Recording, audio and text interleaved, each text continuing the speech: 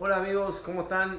Hoy les quiero hablar de un tema que estos últimos días ha estado en auge y se han hecho algunos debates e inclusive ha habido algunos accidentes por realizar este procedimiento sin precauciones, sin tomar las precauciones necesarias. Y el tema que les decía es justamente cómo cortar este tipo de tambores o recipientes, y también vamos a ver de estos acá también que son usados también por todos los guerreros. Vamos a empezar por partes. Primero y principal, hay que mirar la etiqueta. En este caso dice que es aceite. Bueno, si estamos seguros que fue aceite, lo cortamos sin ningún problema. No hay riesgo, repito, si estamos seguros que tuvo aceite, que tenía aceite, no hay ningún riesgo. El problema es que a veces lo usan para tener combustible, y ahí es el problema y hay que tener cuidado. Si sospechamos que tuvo combustible, primero que vamos a hacer es sacar las tapitas. Estas dos tapitas de acá. Llenarlo con agua con detergente. Si es posible hasta el tope. Dejarlo un día o dos. Después enjuagarlo y volverlo a cargar y limpiarlo. Con ese procedimiento deberían haberse ido los vapores. Siempre hay que cortar con las tapas sacadas, ¿no es cierto? ¿Por qué explota? Porque tiene gases adentro y al tener una chispa de la moladora y poco espacio para hacer la explosión, revienta y provoca daños. Si ustedes tienen abierto una gran abertura o esa, ya el riesgo es menor.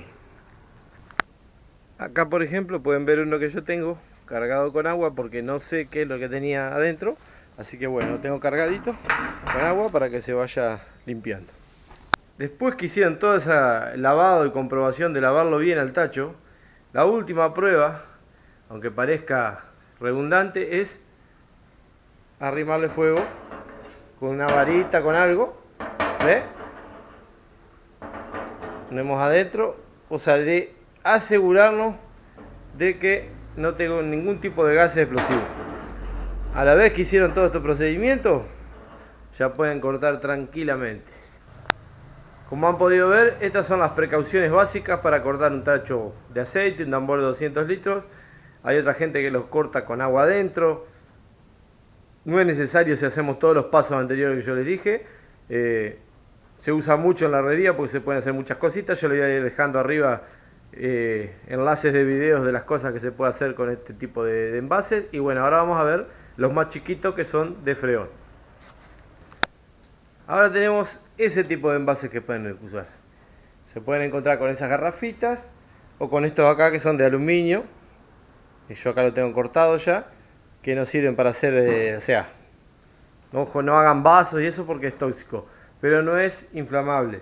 Siempre que se pueden encontrar con garrafas de Freon 134A, Freon 22, Freon 410, R22, R12, R502, Helio, ninguno de esos es inflamable. O sea que eso lo único que hacen es vacían totalmente la garrafita y la cortan sin problema.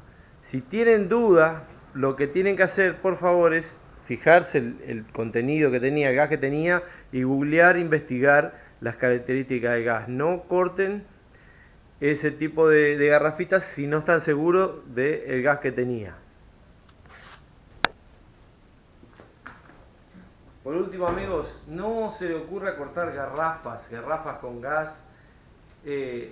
Tengan cuidado, hay un método. Yo también les dejé el enlace de un video que corté una garrafa que la llené de agua, esa sí la llené de agua, pero tengan mucho cuidado, ninguna precaución es demasiado.